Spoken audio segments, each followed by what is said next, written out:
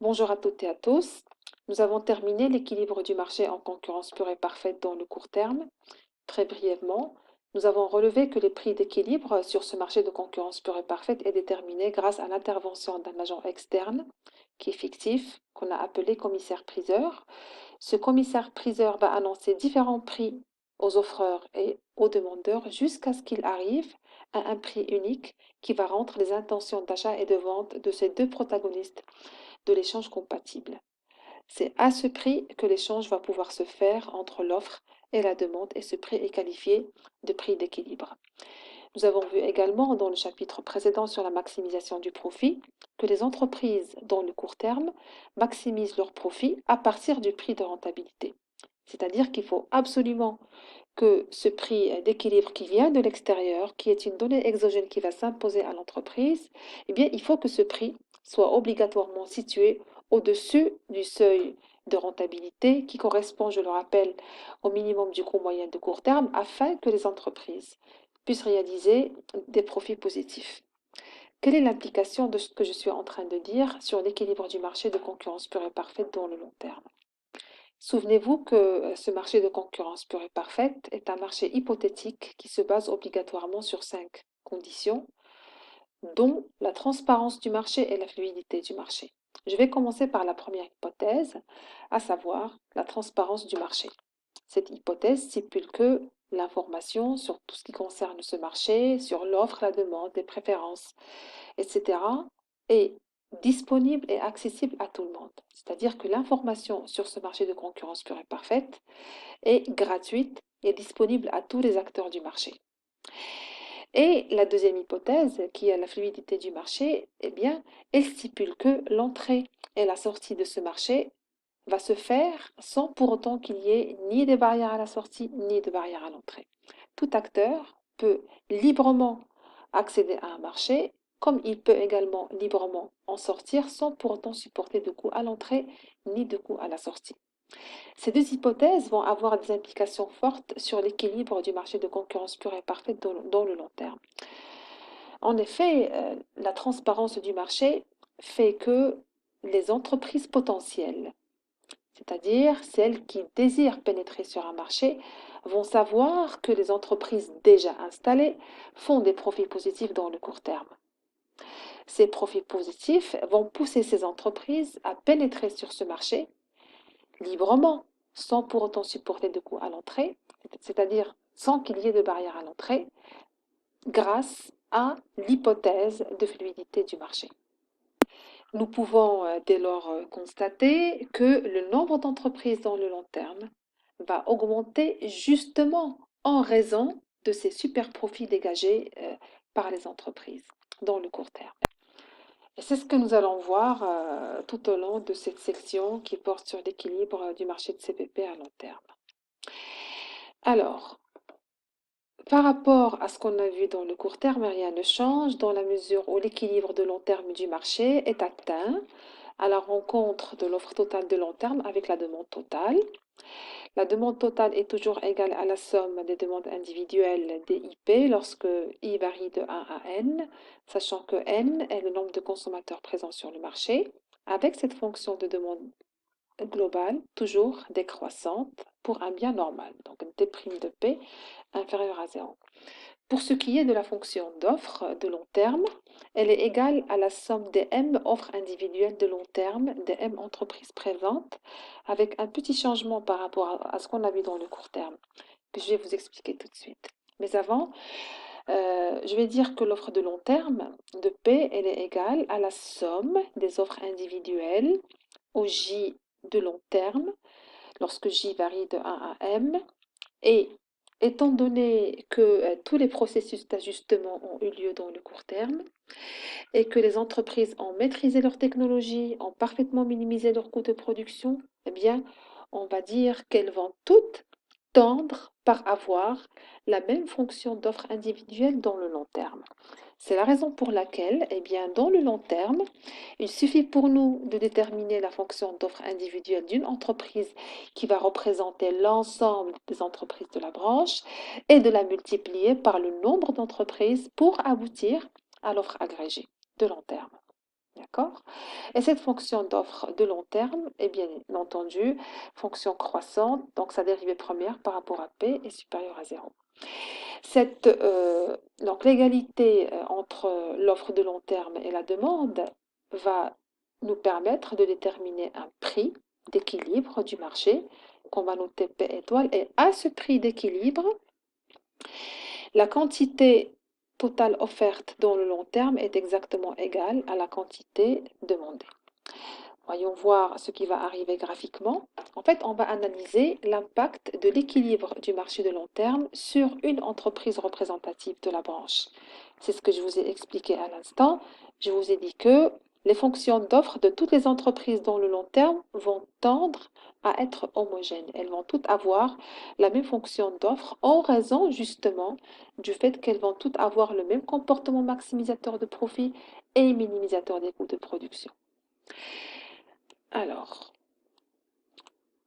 dans le, pardon, je vais reprendre en fait le graphique de la détermination de l'équilibre dans le long terme. Pareil que dans le court terme, je vais représenter sur l'axe des abscisses les quantités demandées et les quantités offertes, et sur l'axe des ordonnées, je vais représenter les prix. La fonction d'offre, comme je vous ai expliqué tout à l'heure, de long terme est une fonction croissante, et la fonction de demande pour un bien normal est décroissante. Ce que vous avez sur le graphique de gauche est l'équilibre du marché. Et maintenant, on va voir quel est l'impact de cet équilibre du marché sur l'équilibre d'une entreprise représentative de l'ensemble des entreprises de la branche.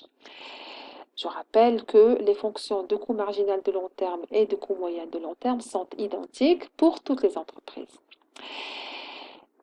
Alors, ce prix d'équilibre est une donnée exogène qui va s'imposer à cette entreprise représentative. Vous voyez, donc le prix il vient de l'extérieur et il s'impose à l'entreprise. Alors l'égalité entre ce prix et le coût marginal de long terme va permettre à l'entreprise de déterminer sa quantité d'équilibre. D'accord? On remarque également que ce prix d'équilibre exogène est situé à un niveau qui est supérieur au prix de rentabilité, donc le prix de rentabilité qui est là, qui correspond au minimum du coût moyen de long terme. Ce prix est à la fois, je l'ai dit et je le répète, un prix de rentabilité, mais aussi un prix de fermeture parce qu'on est justement dans le long terme. L'entreprise dans le long terme ne peut pas se permettre de calculer les deux seuils qu'on a vu dans le court terme, à la fois de rentabilité et de fermeture, mais elle va se limiter à calculer un seul seuil qui se situe au minimum du coût moyen de long terme, qui va représenter le seuil de rentabilité et de fermeture. Donc tout ça pour vous dire que ce prix d'équilibre est largement au-dessus du minimum du coût moyen de long terme, donc l'entreprise va obligatoirement réaliser un profit positif.